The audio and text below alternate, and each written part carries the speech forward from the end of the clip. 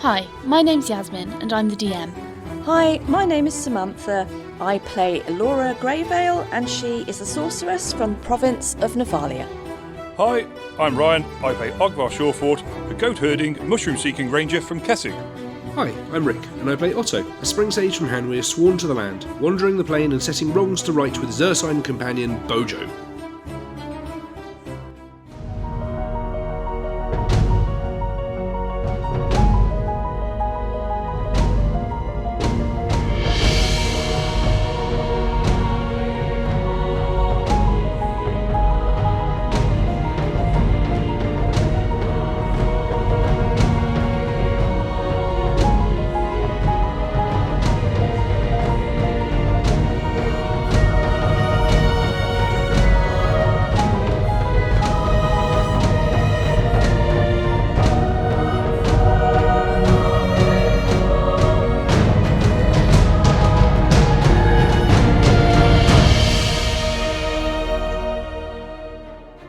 Last time, the saying, "You can't rush a good job," clearly didn't ring any alarm bells for our druid, as he attempted to shorten their sail time to suit their needs, and thus his casting of Control Winds did not go as intended.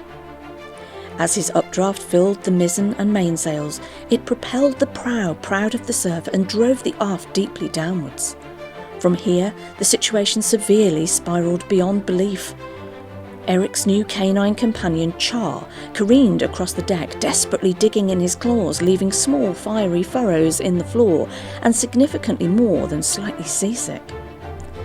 The incorporeal Paul hopped up and down through the deck in good old "now you see me, now you don't" fashion, doing his best impression of a one-man band as his pots and pans down in the galley crashed like gongs into the ceiling, creating a dreadful din with the perfect two-time tone.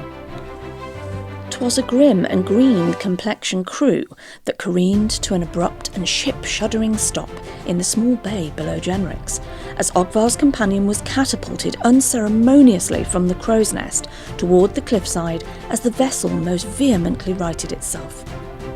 High above, almost choking on their morning caffeine, the two small faces of Esther and Elora, wearing significantly surprised expressions, were now seemingly etched and frozen in time upon the panes of glass that they had been peering through from the topmost floor of the tower. Episode 148, Stair-ing Contest. Okay, so where we left off last session, Ogvar, Otto, Eric, the puppy, and Paul Whistlemeyer had all come skidding into the bay. The boat literally drifting as you cut the winds, tilting precariously before righting itself, with Murdoch being kind of slingshotted out of the crow's nest at the top, squawking quite indignantly. The deck is covered with scratches, puppy vomit, Eric's vomit, and a lot of mess in general, as loose items have gone skidding across the deck, braziers, boxes, barrels, ropes. It's a mess on deck. The boat has come to a stop in the fairly calm waters in this bay behind the lighthouse. So you've got the lighthouse on the cliffs high above you, and you can see the path that you took down to get to this sandy beach. You can indeed see the beach at this point. The tide is out, and you can see the entrance to the cave where you found the dragon eel. Inside the tower, Jenrik is presumably in one of the workshops, or in his, somewhere lower down the tower, library, one of those areas, busy working away decoding the journal. Meanwhile, Elora and Esther have their faces pressed against the glass, watching the ship come careening in utter shock.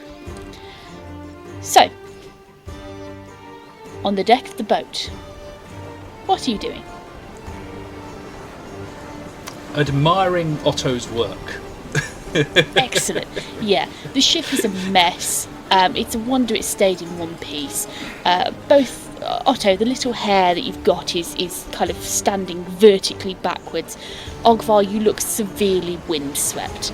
I mean, your hair is being pushed back by the wind. It's kind of just by the force of it. Your eyes have been watering. So you've got little streams of like tears which have kind of gone from the corner of your eyes and curved up and along. You've done some good work. Your sail is ripped, the deck is a mess, Eric is vomiting profusely over the side, the puppy has been sick everywhere, and somewhere below you can hear the clanging sounds as what you can only assume to be knives are starting to dislodge from the ceiling. I think you forgot the probably unhappy growls from Bojo, who is currently being apologised to profusely by Otto, who is secretly very happy but is definitely having to apologise. You are grovelling to your bear. He is not a happy bear. He did not bear with it. No. Here it comes. Too early. Give us 5 minutes to early in warm my up life. at least. Come on. I'll get Grizzly with you. Yeah, I know, that was a bit weak. Okay, fair enough. I'll try to come up with something better. I think Otto will just be giving some big cuddles and maybe an extra watermelon to Bojo. And he'll have to be a few minutes at this point. Yeah, he takes the watermelon, swiftly turns his back and starts chomping away with his back firmly turned towards you. That's it. He's happy. It's fine. He's distinctly not happy. I'm going to pretend that he is okay. Okay, so Eric on deck. Eric kind of collapses. He's been gripping the railings with a white knuckle grip as he's been kind of vomiting. And if you look down the side of the ship, you can indeed see splash marks and a nice kind of curved streak where his vomit is kind of stuck to the boards. He kind of lets go. His hands almost cramped in that position where they've been for almost the last 2.5 hours, basically. And he flops back down to the deck, sitting firmly in a pile of Char's puppy vomit, which he promptly moves off as it starts to burn, because this is kind of like this magmatic vomit. Magmatic. And I'm not entirely sure if it's actually a word at this point, but it is now. And he's like, That's canon. he's Just like plapping. Should we bring up plapping once more, just for fun? If we can see how many more times we can get that into this one episode. If I take mental Well, you will damage notice from that you I keep on saying that word, I'm going to start rolling d6s. But that's I'm okay, gonna- you clap it back in there. Right, that's it. Rick, you take 5 points of psychic damage. Ouch! Does Otto take any? Yes. Yes. Otto takes 5 points of psychic damage, seemingly out of nowhere receiving this sharp pain to the head, almost in punishment for something. Anytime someone uses that word, they are going to receive a d6 worth of psychic damage. I think it's also worth it. I'll see where I can fit it in. Challenge accepted, Jazz. Stunning. Eric is a chalky white. His complexion ashen. He looks exhausted. He is shaking ever so slightly, and he just sits there and breathes, clearly just trying to recover from this experience he's just endured for the last 2.5 hours. Yeah, what are you doing on deck? I think Ogvar's probably still stood at the wheel, just gripping hold of it, just in case it moves again. Okay. He's not entirely sure of what he just did or how he just did it. Oh God, did an amazing job. It's all him. Got us here right on time. Yeah, just sort of just looking around. I believe we've got here now. I assume it's safe to let go and maybe put the anchor down. As he looks at the control orb to try and find the that anchor button.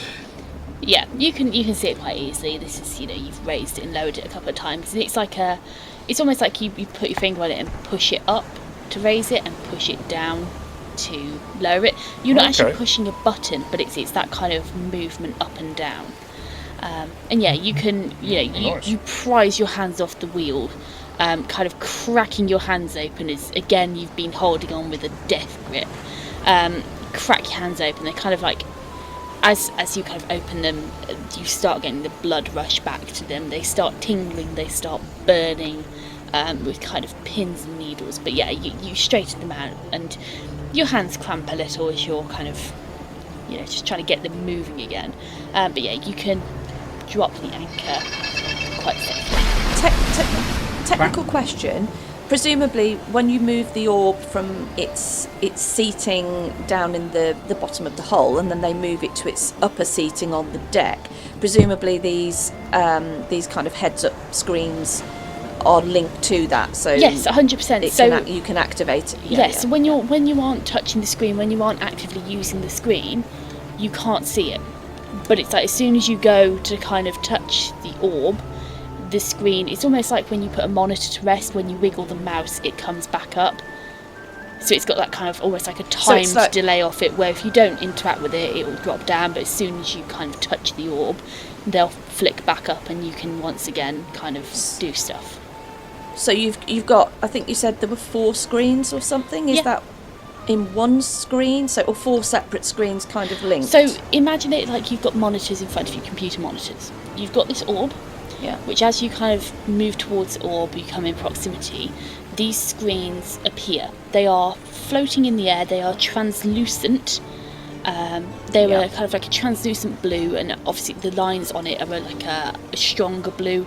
Obviously less translucent, any lines and data on it is. But as you go to touch it, these screens will pop up and you'll have like 2 on the left, 2 on the right. And you can see through them without any issues. You're not going to take a disadvantage if you try and look through one of them, because they are translucent. It just leaves like a blue tint across your vision basically, so anything behind it looks kind of bluish. And they are completely, these aren't like solid panels. You can put your hand through them.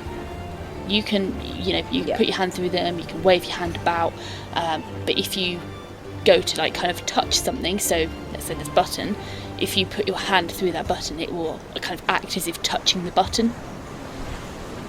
Yeah, okay, cool.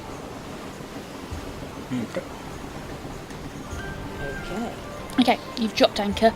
Murdoch comes fluttering back, squawking indignantly, returns to your shoulder.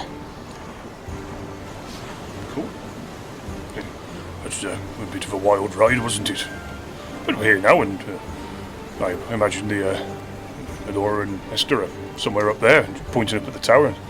And do you think see what everyone else is up to. Do you think that maybe we might have beaten them to it? Should we go find out? No. Yeah. Some surprise to them if we got here first. Oh yes. Well, let's sort of look over at Bojo and see if he's still sulking. He's still sulking. Perhaps if we get slightly close, maybe put around some sort of plank or something so we don't get everyone's feet wet if we can avoid it.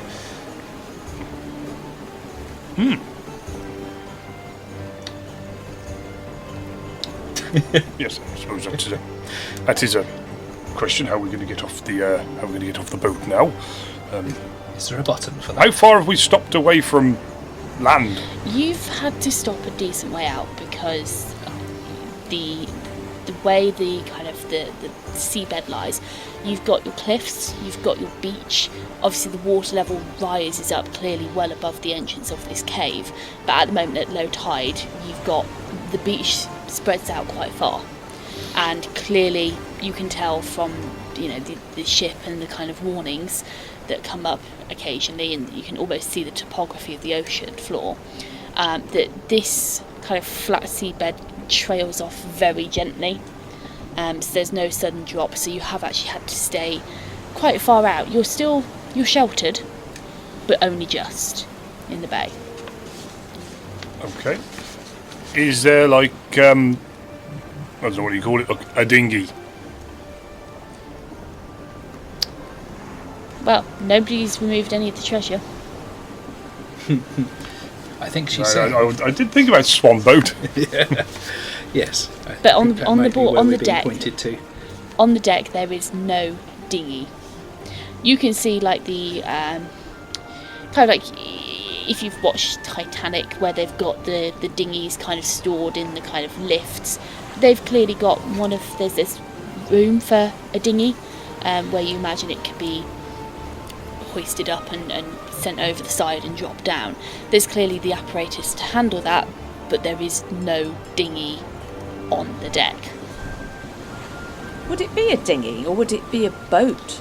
Like a wooden boat, like a so type thing? yeah, that's what it's a wooden dinghy. It's like a dinghy boat, but like a wooden one. Right. It's still a dinghy, just because it's not inflatable or a unicorn doesn't mean it isn't a dinghy. Can we have a unicorn one, please? You want a unicorn dinghy? Yes. You'll have to find one or make one. I can do this. Okay. Shall we perhaps investigate this boat and give it a go? Because the other option is that we swim, and oddly enough, Otto's going to be the happiest one doing that compared to everyone else.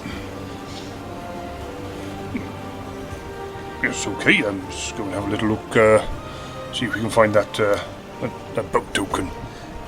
Okay. Go down and find what state the treasure room's in. Okay, so briefly moving away back into the tower, Elora and Esther. What are you doing, Elora? Esther still stood there by the window. Oh, bugger me, with a cup of tea in hand. You're currently slobbering over the panes. They're strawberry flavoured. Yeah, I mean, Alora's going to firstly sort of, after watching it come to a halt, she's going to take a few seconds to process, and after swearing, she's going to, kind of peel her face, including probably her tongue off the window pane. It makes a nice sound. Yeah, she sort of turned into a bit of a window licker in shock, I think. And, she's going to take a slurp of her tea, and just stand for a moment, and she'll turn to Esther and say, well, they've made it back then. Of a fashion. Boat. Yes, definitely a boat.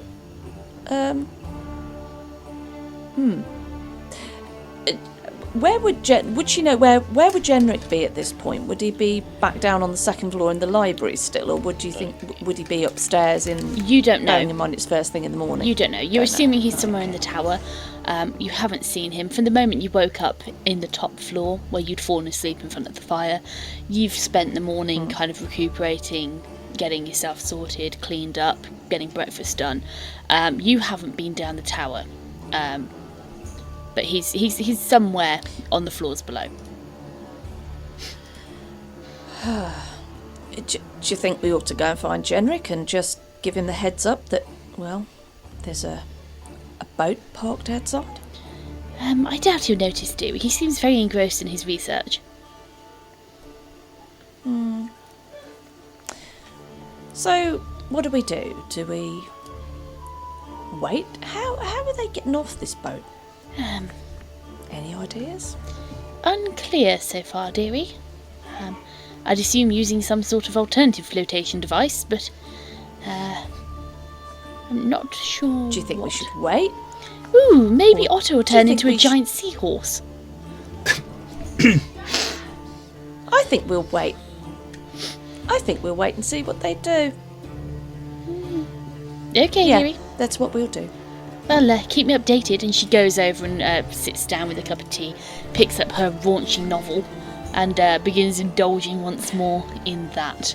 As you stand by the window, mug in hand, just kind of watching the waters and waiting for something to happen. Okay, so back on the boat. Are both of you heading downstairs, or is it just Ogvar? Yeah, we might want to go together just to have a look at the damage. Okay, you go downstairs. Floor below, the deck below rather, is not too bad because there wasn't a lot in here.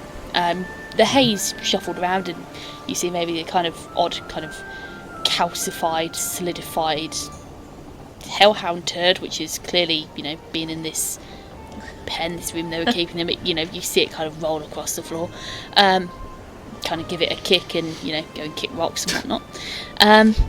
But going into the kitchen is where you find the interesting stuff. Paul is in the kitchen, and as you enter in, you go through the door. The kitchen is a state. It looks worse than when you first encountered it with these little mephit creatures. There are, rotten tomatoes across the deck, smashed into the floor. And looking up, can both of you make me a dexterity saving throw, please? Probably. I'm presuming you mean reflex, and that would be a 12? Sorry, yes, reflex saving throw, yeah. 12. And a 9 plus 11 for 20. Okay. Both of you make this as you hear a slight creaking sound from above you. And as you look up and jump backwards, a large knife falls from the ceiling, spiralling and landing planted in the deck in front of your feet. As looking up, you can see a vast array of kitchen implements embedded in the ceiling. Knives, cleavers, forks, sporks. You even see a grater which has managed to kind of, get itself lodged up there somehow. You're not really sure how, but it seems to have, kind of in the process, it's kind of grated along the ceiling and got itself wedged on some splinters as it's grated the ceiling. And yeah, the kitchen is a state. You see Paul floating there, reaching one hand up, seemingly kind of trying to grab hold of a knife, but his hand just goes through it and his hand comes down, and then quickly after, the knife wiggles free and thunk into the deck below, where he then picks it up and starts placing it back on the side. He doesn't really say anything. He doesn't really seem to notice your presence, to be honest. And yeah, he's cleaning up, but it is a mess. You can see where clearly in the process of kind of raising up and falling back down, where you've got this open burner, this open fire, you can see coals have tumbled out and they're now spread across the kitchen, black marks everywhere, from this obviously burnt out fire. And yeah, you make your way through, you have to duck and dodge a couple more kitchen implements that, fall out the ceiling. But yeah, there's stuff everywhere. Heading down to the next deck, you pass through the throne room. Not much change there. Some of the silk curtains which hang in tatters have got tangled up amongst themselves in the process. And heading to the treasure room, everything is in disarray. The horse statue has remained upright, but it is about the only thing that has. The bureau has been kind of bolted to the floor, so that's fine, and everything in the drawers are fine.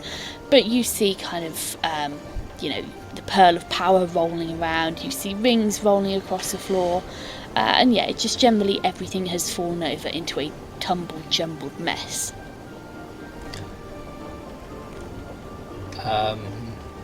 Maybe we concentrate on getting back to shore rather than taking the time to clear it up now. What do you think? Ogvar was just got a handful of stuff off the floor and looks at Otto. Okay, and he just sort of just puts it all on top of the cupboard dresser thing and just leaves it in a pile. Okay, I can leave that there for a little bit and I'll come back later. What do you suggest we use to get back to shore then? Well, there was that. Was it a token of sorts, wasn't it?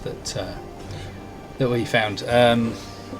Sort of rummage through and see if we can find this feather token. Yeah. I think this might do it. You sort of look around at the rest of the room. Yes, I think later. Maybe would concentrate on finding our friends first, and we'll worry about this later. And without saying anything else, we'll just turn around and tunelessly whistle on the way back out, holding onto this token. Okay. It's going to take you a little while to find it. You probably spend about 15 minutes rummaging around through all the detritus.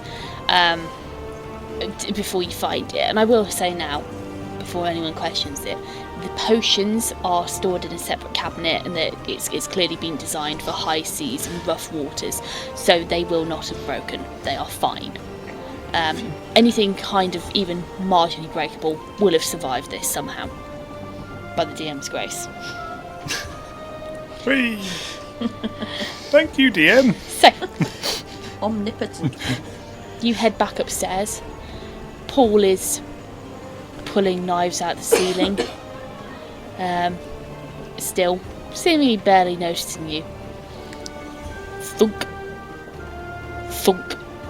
And then it kind of pulls up and bashes on things before he shoves it back in the knife block. And you make your way up to the top deck, and you're back in the open air.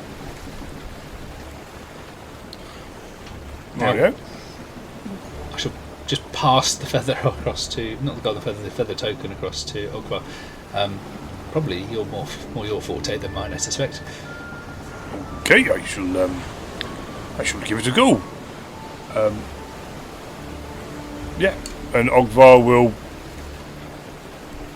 I assume, just, I don't know. Does Ogvar know how to use a feather token?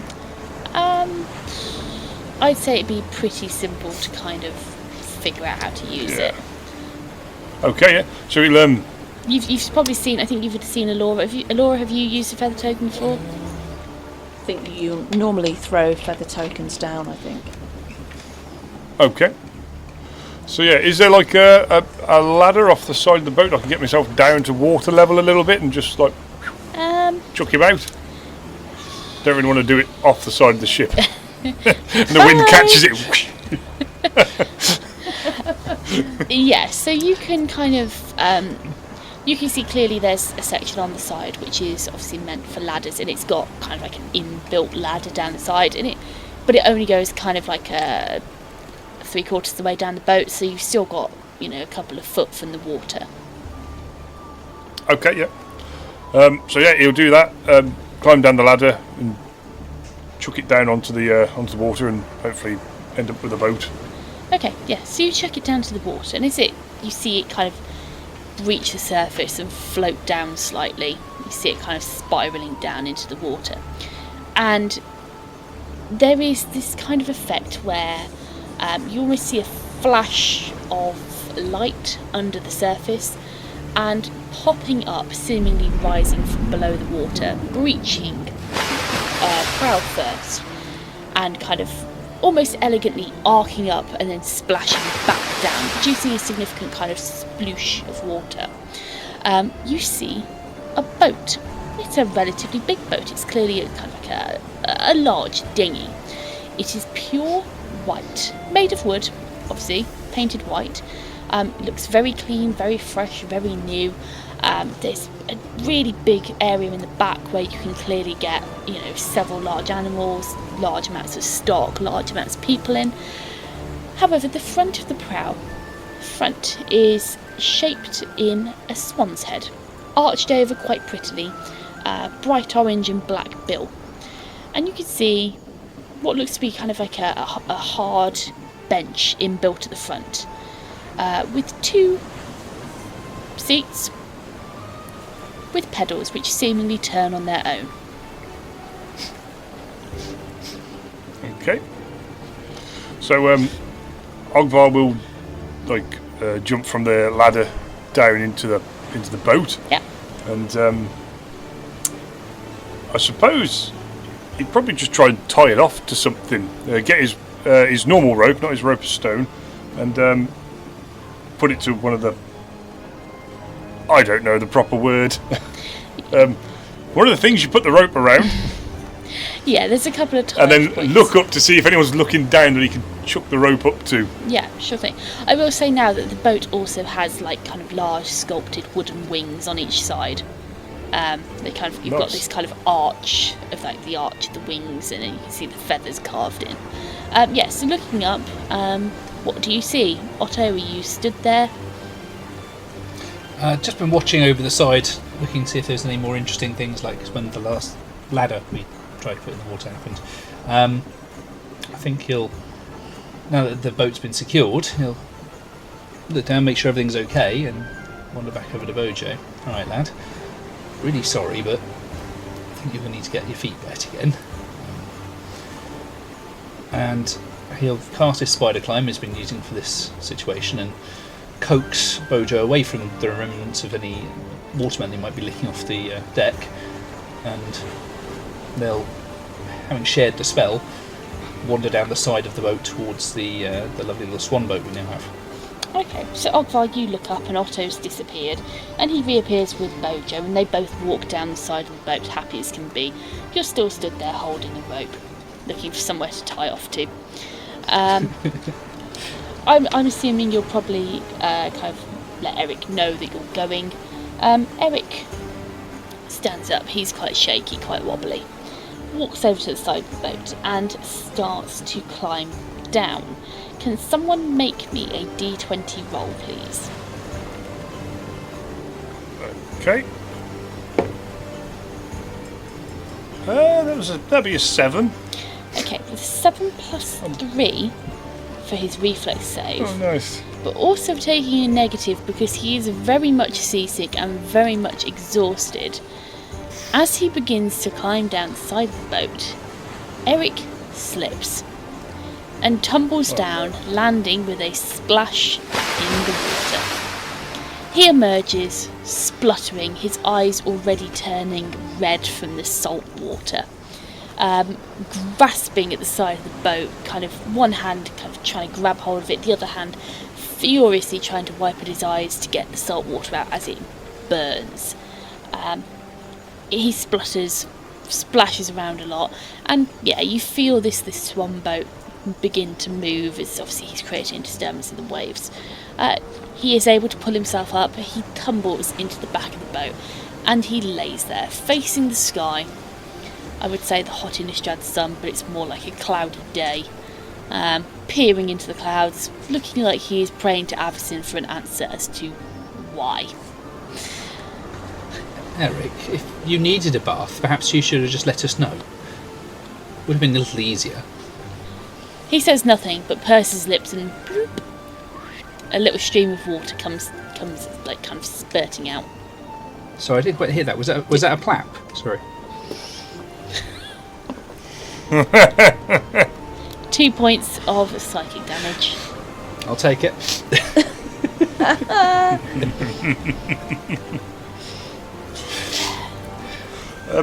I think Ogvar will take his water skin out and offer it to Eric. Here you go, Eric. Just can't imagine the old salt water tastes too good, and yeah, cleanse the palate. He grimaces and takes hold of your water flask. He takes a sip, swells his mouth out, each cheek bulging, and then kind of spits it out over the side of the boat before finally taking a proper gulp and beginning to kind of sip on the water. He doesn't appear to drink it too fast, possibly in fear of making himself even more sick. But yeah, he's grateful, and after he's had his fill, he hands you back your water skin. Okay. If I suppose if we're all aboard, I suppose we should head for the shore. There is someone else that we perhaps ought to get. Bojo, you stay here.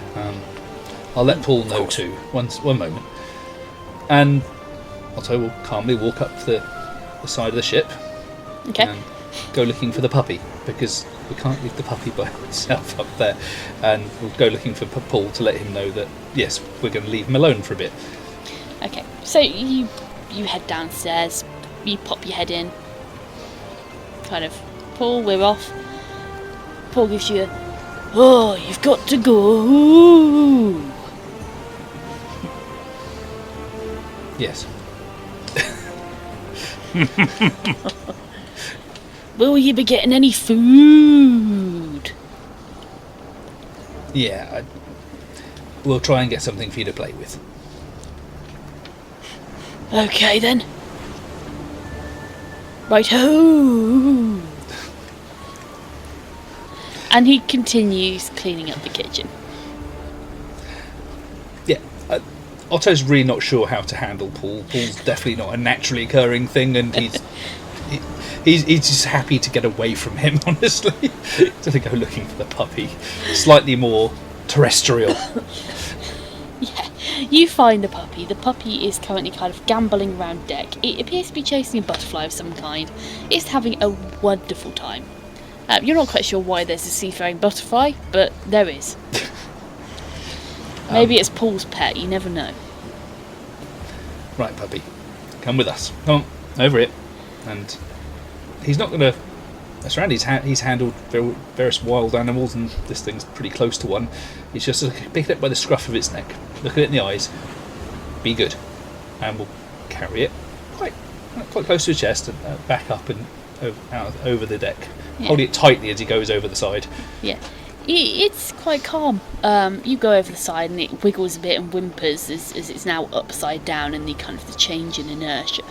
But otherwise it's very good. And as you pop it back down in the boat, it very quickly gambles over to Eric and kind of firmly plumps itself in his lap. And he starts petting it, and it's a happy puppy. Belches out a little bit of fire, and nope, yeah, no more of that.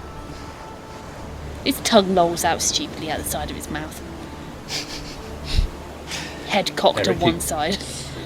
Keep your puppy under control, because if this thing gets warm, you get wet again. Eric just kind of gives you a kind of waves his hand at you. Clearly, it's not a good day. We can always make it worse. Before Otto gets any ideas, Captain, would you like to do the honours? Yes, okay. I think I understand how to do this. And Ogvar, although I don't think he needs to, but he's going to sit in the front seat and pedal. Yeah, I mean the pedals move by themselves. You don't need to put any effort in. It's like a free workout. So yeah, you put your feet on the pedals and your knees start moving, and you hear the kind of sound of little kind of motors kind of going. And anyone looking over the side of the ship will occasionally see the tip of a swan's foot poke out of the water and kind of go back round. As clearly this is this is swan boat. So yeah, you don't need to direct it. The boat almost seemingly senses your thoughts and your direction, and yeah, you're able to steer inland. And yeah, I mean, Elora, you've probably gone over the left-hand side of the boat, which is the side which is out to the open water. So Elora, the first thing that you see as you're staring out the window, as they emerge around the bow of the shattered moon, you see a giant swan's head, followed by Ogvar, sat in there, seemingly his knees going up and down, followed by the main body with wings, and you see these feet poking out of the water. And then you can see in the very back Otto and Eric. You can't see the puppy because it's too far away, but you'll probably presume that the puppy's there. Oh, and you see Bojo as well, very clearly. And yeah, you see witness as this giant swan boat quite merrily paddles its way into shore. It's going to take you a little while because you are quite far out. It's probably half an hour later. You are running the swan boat aground. Excellent. So get it aground, make sure it's sort of like wedged in. Yeah. If you want a better word. And probably jump out onto the beach and sort of offer a hand out to Eric to sort of guide him off the boat, because he looks like he's having a bit of a bad day and he probably needs a bit of support. Yeah. You run the boat aground and you very much hear that sound of very fine-grained sand kind of ripping over the wood. You step out, and this is very much undisturbed sand. You can see that it's wet sand as well, clearly where the water's washing up. And as you jump over the side of the boat, your feet break the surface, and you feel this kind of crispness as your feet sink in and break through, almost like a salt crust on top. And yeah, you're able to give Eric a hand. You help him over. He too joins you, and you see the sand begin to dent as your feet and your body weight make indents across the surface. And yeah, I'm assuming Otto, you and Bojo will get off as well. Yes, but with conspicuously less jumping. Yeah, Just sort of step out rather gingerly while holding onto the edge. You step out and Bojo makes a significantly bigger dent in the sand than anyone else. That's good. Maybe I'll ask him if he's stopped sulking enough for me to ride on his back for a bit. He huffs at you, but seemingly doesn't protest. Then I'll climb on board and rest for a little bit while he ambles up behind Ogvar. Okay. So what are you doing now? So you've got out the boat. Where are you going? Ogvar turned to Eric. Well, last time we came in through the cave, but Esther got in through a door. Can you make the door work, or are we going through the cave again, Eric? No, I'll be fine. I can make the door work. Don't worry. I believe Master Jenrik also gave you the ability to do that, but it should do it normally, so there's no worry. Okay, let's go find the door. So go up. If there's a path, go up the path and pick our way up from the beach up to the tower. Okay, so you leave the swan boat there and walk up the path, this kind of twisting path, and you head back towards the tower. As you approach the base of the tower, indeed it does open up into a large archway, and you can make your way in without any issues. And the door, or the archway, the opening closes behind you, and leaving no trace. You are now inside the tower. Okay. Shall we? We'll look at Otto atop of the barrier. Shall we go up and find them? See if they're here. I think that might be the best idea.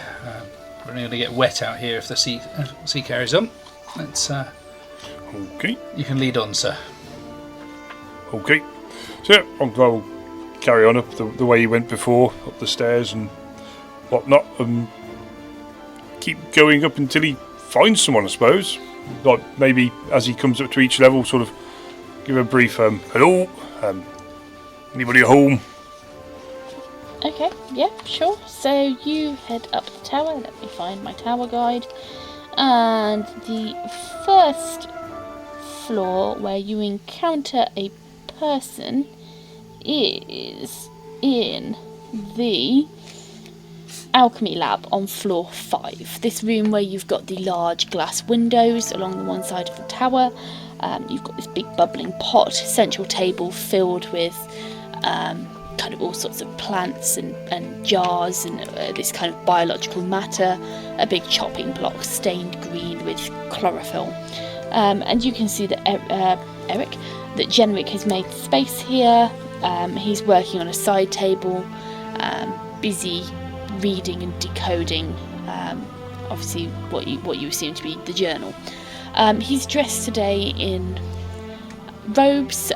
You can see he's actually discarded the outer robe. It's tossed over one of the chairs in this room, and he wears quite a simple kind of like a tunic affair, tied around the waist with a belt of some kind.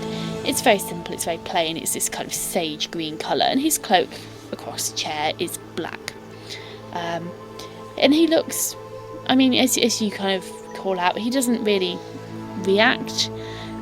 Eric doesn't seem to think this is strange at all. You'd say that probably Eric has seen him engrossed in his work many, many times, and knows that if you call out to him, he probably won't respond because he's deep in his work. But you can see he does look tired. His eyes have got bags underneath, and his hair is slightly dishevelled, his goatee kind of ruffled out of place as he, strokes it and then begins to scratch it and strokes it and scratches it and strokes it and scratches it, effectively kind of backcombing it a little bit so it looks like a startled cat's tail. But he's busy scribbling away in a book. You can see parchments around him, books around him, and yeah, he's quite engrossed. Okay, if there's no sort of reply from him, suppose we'll carry up and try and find if the girls are there. Yeah, So you make your way all the way up to the top floor. You dodge the grumpy assassin's vine in the in this biome. It snaps at your heels, Bojo growls to it, attempts to bite back, and you get a bit of nature versus nature going on. But you make your way through and up the stairs. Both of you can make me a dexterity check, please. Okay. And in fact, Eric will make one as well. Oh, we're back to those stairs again.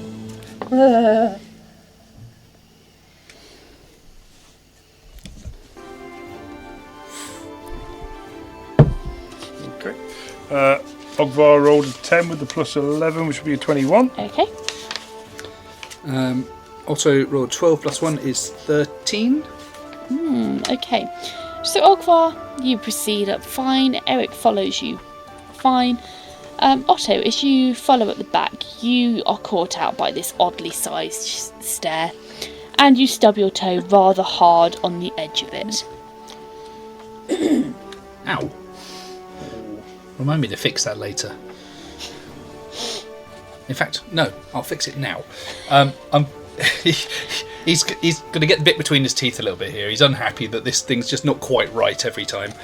So he's going to take a moment to cast Stone Shape to fix the bloody stair. Are you He's sure just going about to that? mould it into the right shape, and once he's finished doing that, he's going to sort of shrug, vaguely happy with his work. Yes, he's absolutely doing this.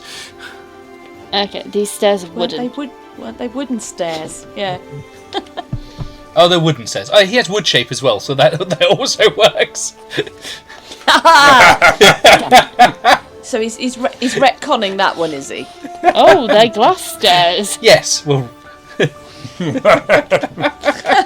I don't have glass shape, but you've got me there. The question is the DM going to be mean and make you burn a stone-shaped spell followed by a wood-shaped spell? I could live with it. It's not probably the end of the world today.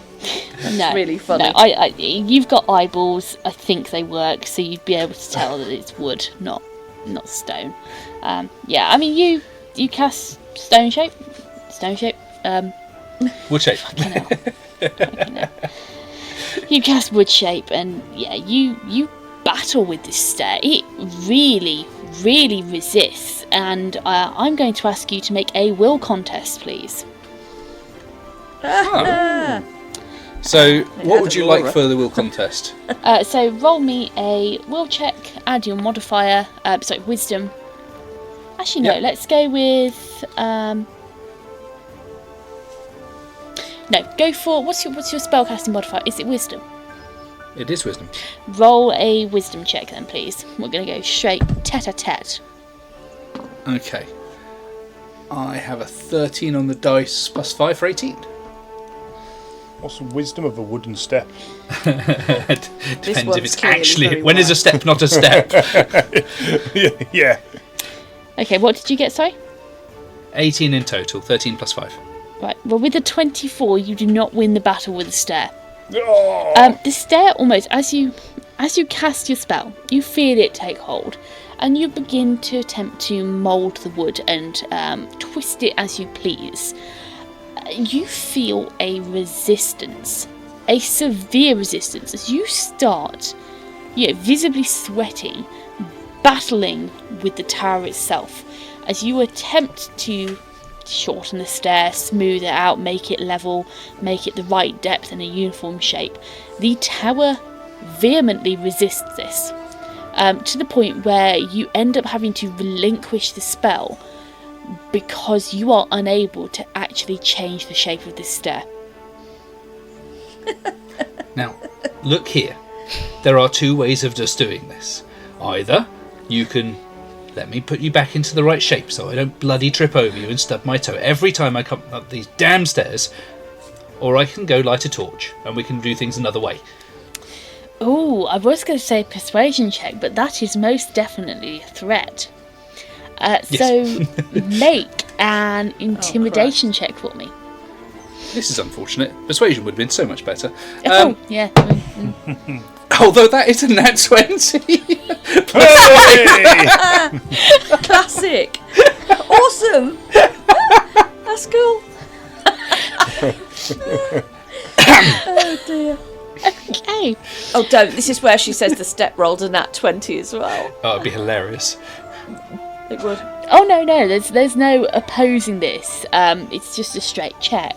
But with a nat 20, yeah, you intimidate the stair. Was it a staring contest? Oh, I was writing something at just. Oh God. Oh. That doesn't even warrant a D8. That's a D6. That's a straight D8. 6 points of psychological damage. That's a step in the wrong direction. Oh no. 7 points. Oh. Where angels fear to tread. He's got a headache now. 1 point of damage to you, Alora.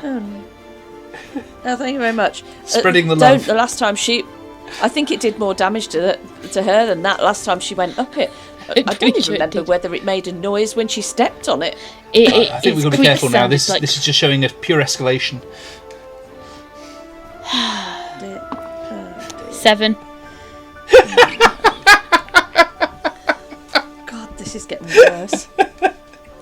I will accept puns normally, but this is just ridiculous.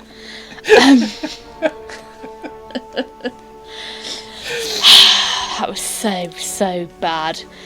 Okay, you intimidate the stair, and it creaks in a sad manner.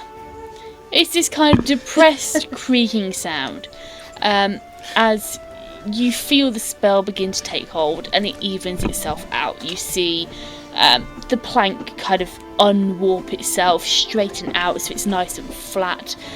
It almost smooths off so it's got a nice rounded edge. It shrinks slightly, the boards are squealing, and it almost kind of recedes, so it moves forward slightly as well. So it it evens itself out to be basically the same as the other steps.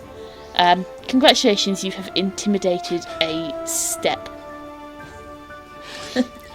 Thank you very much. Now, I'm not going to be unkind. I'll get some varnish and tidy you up another time, okay? Then he'll step on the step. Yeah, it doesn't squeak at you. It doesn't squeak at you at all. In fact, as you say you're going to varnish it later, it almost looks like the wood's been polished slightly. It looks a little happier. Wonderful. Feels a little bit better about his day now. Everything's going his way. Okay, so yeah, you head up to the top floor, and yeah, you see Esther curled up on a chair in front of the fire, a cup of some warm beverage in hand, and a mostly finished raunchy novel in the other. Elora, I guess you've probably stopped pressing your face against the glass now, having seen them kind of pull up and leave the boat on the beach and head back up the cliff face. I suppose she'll hear them coming up onto floor 7. Oh yeah. She'll turn to face them and... well, I'll see you timed it right for low tide then.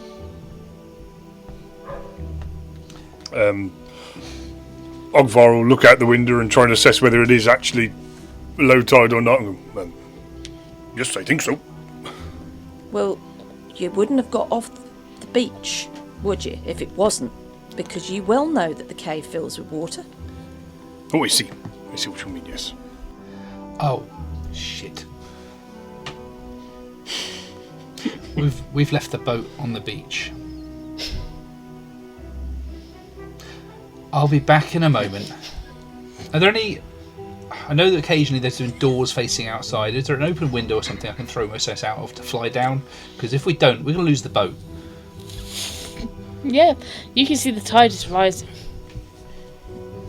Yeah, I mean, as you say that, there's the window helpfully cracks itself open. That's very nice of you. Thank you. Yes, much appreciated.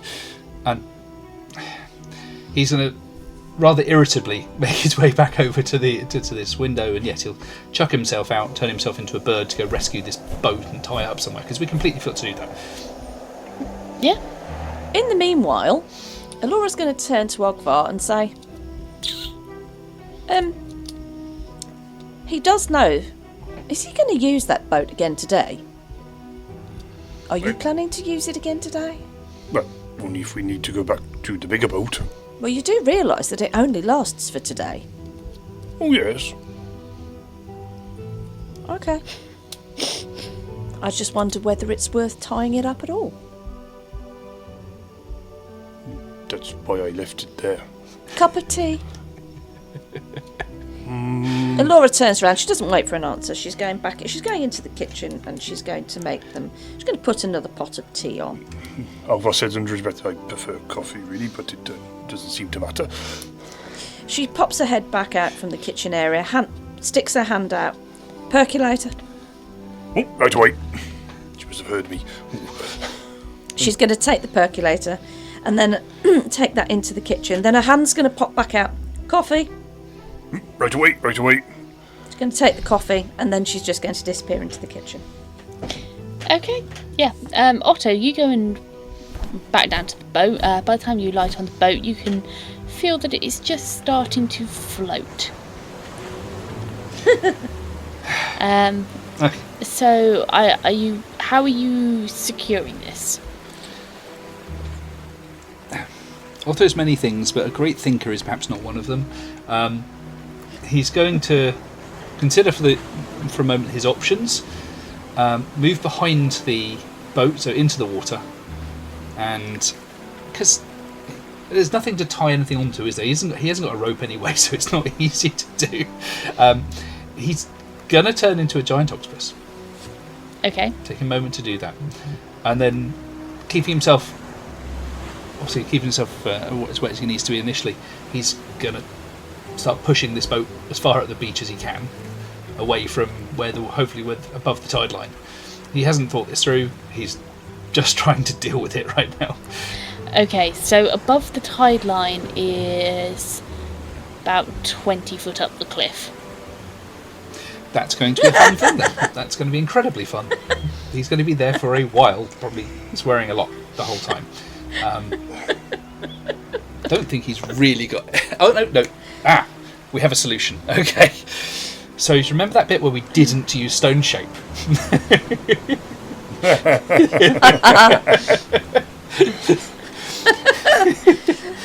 You're now going to end up with a swan on a column, aren't you?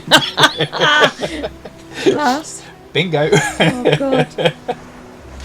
So he's going to try and... Well, actually, he's going to try and use the stone shape just to create this rising pillar of stone underneath the boat to lift it up into a more secure position.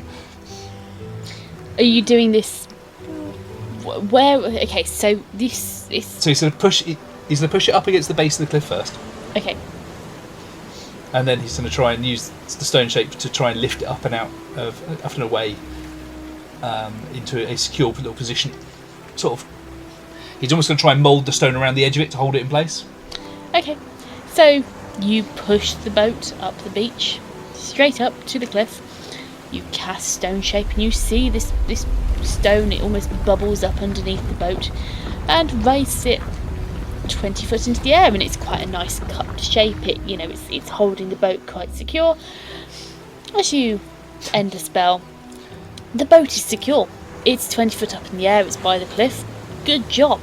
You step back to admire your handiwork and realise that the cliff is where you've left the boat, although it's 20 foot above sea level, so it'll be, kind of basically nice and docked when the water rises. It is also 30 foot below the top of the cliff with no way to get to it. That's a tomorrow problem. That's okay. That's fine. More magic will solve the problem. Magic is the answer to everything. Apparently, this is the only thing that is. I'm just going to look down, admire his work, turn back into a bird, because he's not going to try and go through those doors again, and he's going to try and fly up to where that window was and try and come back in the same way. Okay, yeah. The window's still propped open. You flutter through, and it closes behind you with a merry click. And I'm convinced that the doors and windows in this tower are just turning into the doors and windows from Hitchhiker's Guide to the Galaxy on the Heart of Gold. Awesome. They're gonna start saying thank you for, have a pleasant day. They are genuinely going to start talking to you soon. But no, the window closes behind you. Merry little click as it relatches itself, and think kind of the same kind of action if you think back to Harry Potter, Professor Lupin when he shuts the case and all the latches click over by themselves. It's that kind of clicking as it just relatches itself. You turn back into a human, I'm assuming, unless you're staying as a bird. Yes. No. To turn back into his own form, thank the tower for being so helpful, and then go looking for a chair, because he needs to sit down now. Yeah, you find a chair. You're sat opposite Esther, and you kind of take a moment to recover and recuperate. As you look up, you meet her eyes as she's got a cup of tea in one hand and what is very clearly a raunchy novel in the other, accompanied with a picture of a half-naked man with a big kind of broad-brimmed hat on it, looking quite well oiled. Which half of him's naked? Do you want to roll for it? Well, why not? Go for it. Call it then. High or low? High being the top half, low being the bottom half. I was just trying to figure that out. Yeah. D100, yeah. Yeah. It's a 71. It's the top half. Okay. Could have been a worse number. He was 2 away. Yeah. I think Otto might just raise his eyebrow a bit, and I used to have a hat like that, and then he'll just try and make himself more comfortable. Oh dear. Hey, no puns, I'm being good. Are you though? Mostly. Okay. Yeah. So you sit down. Laura, you return with a coffee for Ogvar, a hot beverage for yourself. Eric is still with you, by the way. He's also lowered himself down into a seat nearby and looks at Esther. Oh, the next novel in that series is on the 3rd shelf in the library, by the way.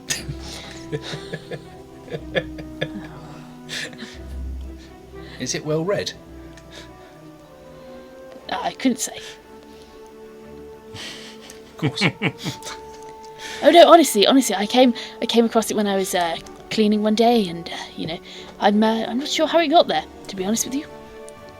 I think it's been there since before I was there. I won't ask what you were cleaning. No, this is going to go downhill. This is really going to go downhill. I'm going to resist. I was polishing the candlesticks. I don't know what you're talking about. Yes, okay. The candlesticks, yes. They obviously needed a lot of... God damn it, you're drawing me in. I think Otto's going to stop mid-sentence, realising what's about to happen. He's going to sit down and nurse his headache.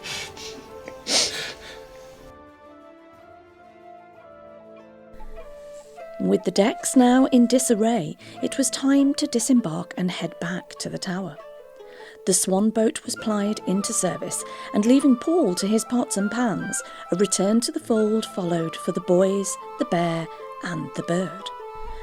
A tussle with a historically tricky stair tread resulted in Otto making an unpleasant offer of violence or varnishing.